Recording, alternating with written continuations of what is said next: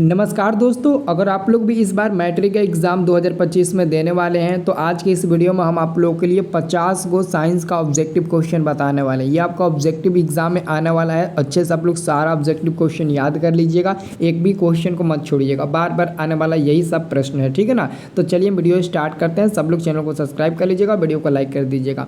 पहला number question है दोस्तों, एक इलेक्ट्रॉन पर आवेश होता है। ये क्वेश्चन 2021 के द्वितीय पाली में पूछा गया था। तो एक इलेक्ट्रॉन पर दोस्तों, एक इलेक्ट्रॉन पर 1.6 × 10⁻⁹ कूलम्ब आवेश होता है। ऑप्शन नंबर सी सही जवाब हो जाएगा। अगला दोस्तों हमारा क्वेश्चन है, ये बहुत ज़्यादा बार पूछा जाता है, विद्युत आवेश का SI मात्रक। दोस्तों विद्युत आवेश का SI मात्रक कूलम्ब होता है। विद्युत आवेश का SI मात्रक क्या होता है? कूलम्ब होता है। दूसरा का आंसर आपका डी नंबर मिल जाएगा। तीसरा नंबर दोस्तों आप लोगों का क्वेश्चन है, 1 माइक्रो एम्पियर के तुल्य कितना विद्युत धारा होगी? तो दोस्तों 10⁻⁻6 एम्पियर, यानी कि 1 माइक्रो एम्पियर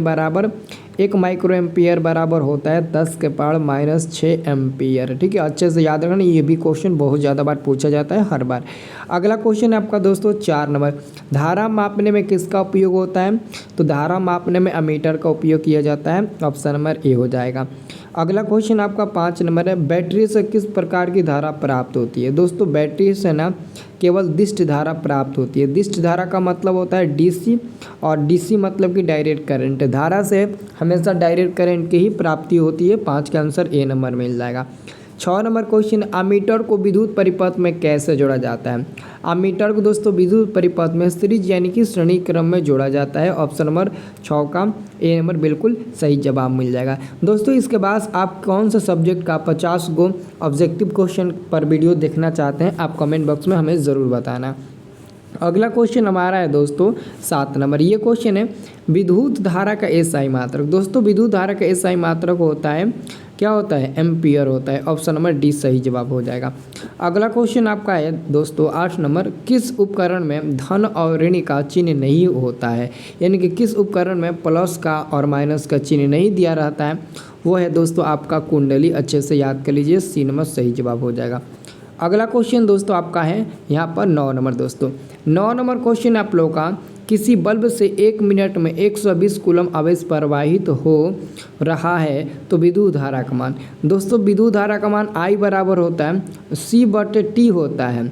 तो C का तो मान दिया है आपका, चलो एक बार फिर लिखते हैं, C/T को दोस्तों हम लोग टाइम में देखो 1 मिनट, ये देखो C का मान आपका दिया है 120, ठीक है ना, और T का मान 1 मिनट दिया है। तो चूंकि मिनट में नहीं होता है, टाइम सेकेंड में होता है, तो 1 मिनट में 60 सेकेंड होता है, तो आप 1 में 60 से गुणा कर दीजिए, तो 60 दूने के 120 दो बार में कट जाएगा, तो 2 ampere. Option number B number आपका बिल्कुल सही जवाब हो जाएगा। ठीक है, अब देखिए अगला क्वेश्चन दोस्तों, आगे आपका 10 नंबर दोस्तों क्वेश्चन। ये क्वेश्चन है, जब किसी चालक से विद्युत धारा बहती है तो गतिशील कण दोस्तों इलेक्ट्रॉन होते हैं। ये क्वेश्चन भी बहुत ज़्यादा बार पूछा जाता है, इलेक्ट्रॉन होते हैं। अगला क्वेश्चन है दोस्तों, एक विद्युत आवेश कितने प्रोटॉनों से बनता है? दोस्तों 6.25 × 10⁻⁸ आपका 18 हो जाएगा। आंसर आपका सी नंबर वाला बिल्कुल सही जवाब हो जाएगा।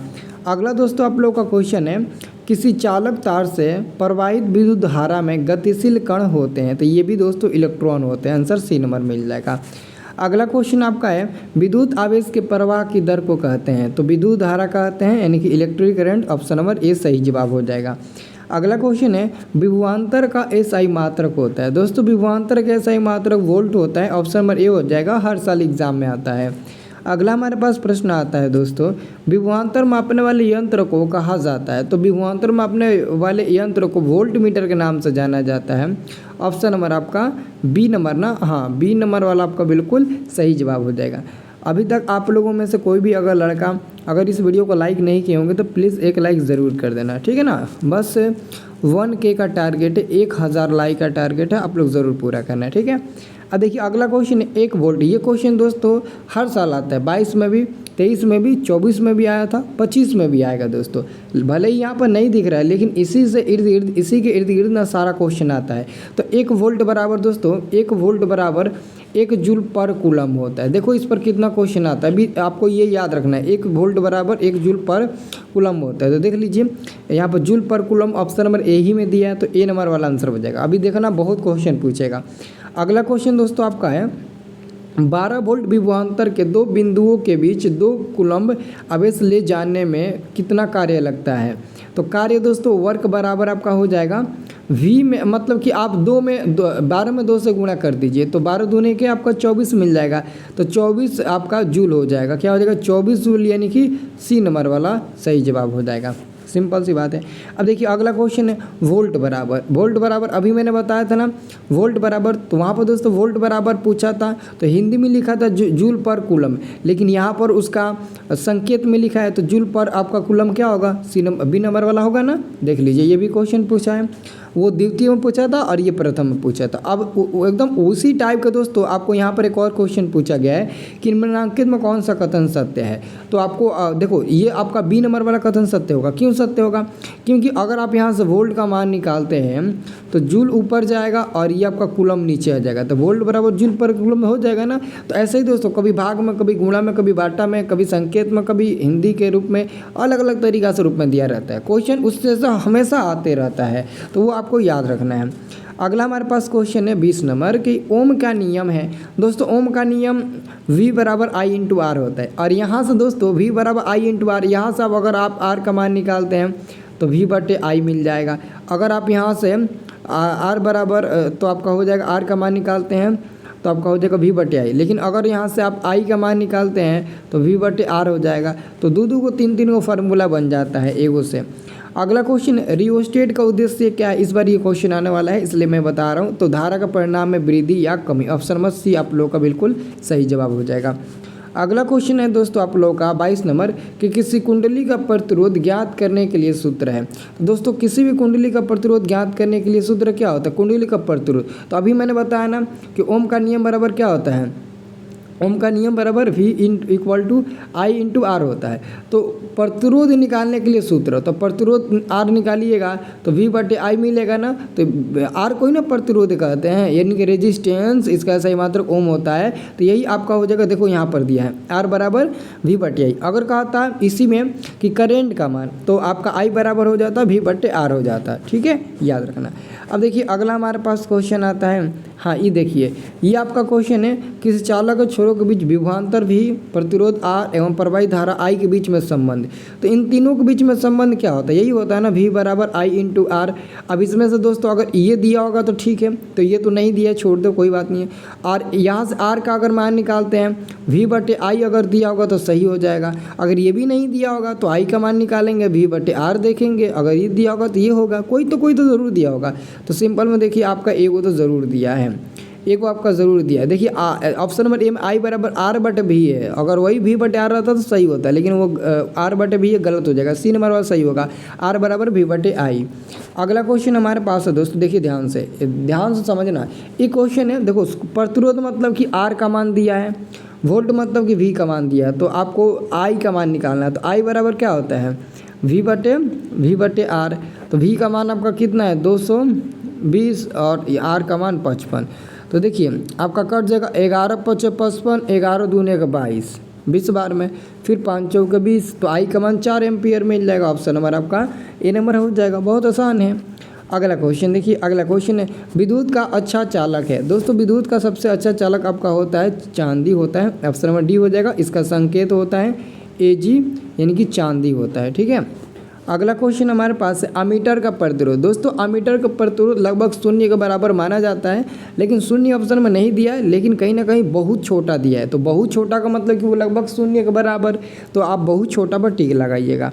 अगला क्वेश्चन विद्युत बल्ब का तंतु बना रहता है, टंगस्टन का बना रहता है, ऑप्शन नंबर आपका सी नंबर सही जवाब हो जाएगा। अगला क्वेश्चन है निम्नलिखित में से कौन विद्युत का सबसे अच्छा चालक है। तो यहाँ पर दोस्तों चांदी, ऑप्शन नंबर आपका ए हो जाएगा। अगला क्वेश्चन है किसी चालक के प्रतिरोधकता का एसआई मात्रक, तो ओम इंटू मीटर हो जाएगा। ऑप्शन नंबर आपका बी इज करेक्ट उत्तर हो जाएगा। ऑप्शन नंबर बी आप लोगों का बिल्कुल सही जवाब हो जाएगा, ठीक है। अब दोस्तों अगला क्वेश्चन देखिए, अगला क्वेश्चन हमारे पास है कि चालक का प्रतिरोध निर्भर नहीं करता। देखो एग्जाम में कई बार पूछा है चालक का प्रतिरोध निर्भर करता है, तो डी नंबर में दे देता है इनमें से सभी पर, तो टिक लगा देना। क्योंकि देखो चालक का प्रतिरोध लंबाई पर, क्षेत्रफल पर और तापमान पर निर्भर करता है, लेकिन धारा पर निर्भर नहीं करता है।